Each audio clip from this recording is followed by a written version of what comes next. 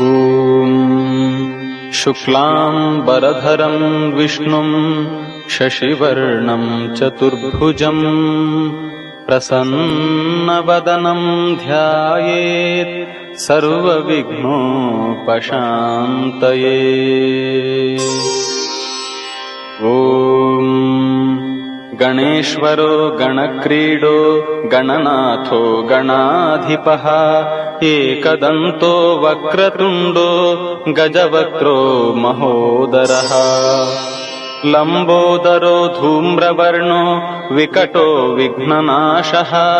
सुमुखो दुर्मुखो बुद्धो विघ्नराजो गजाननः भीमप्रमोद अमोद सुरानन्दो मदोत्कटः हेरम्बशम्बर शम्भुः लम्बकर्णो महाबलः नन्दनो लम्पटो भीमो मेघनादो गणञ्जयः विनायको विरूपाक्षो वीरशूरवरप्रदः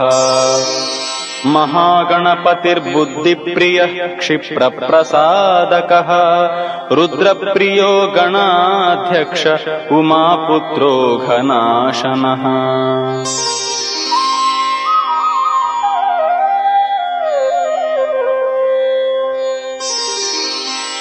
कुमारगुरुरीशानपुत्रो मूषकवाहनः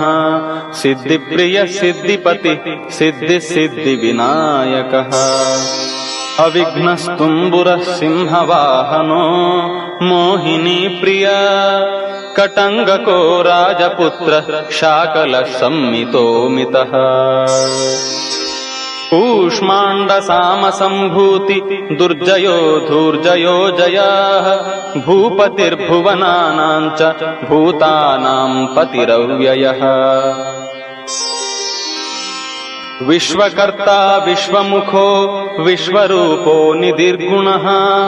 कविः कवीनां वृषभो ब्रह्मण्यो ब्रह्मवित्प्रियः ज्येष्ठराजो निधिपतिर्निधिप्रियः प्रतिप्रियः हिरण्मयपुरान्तस्थः सूर्यमण्डलमध्यगः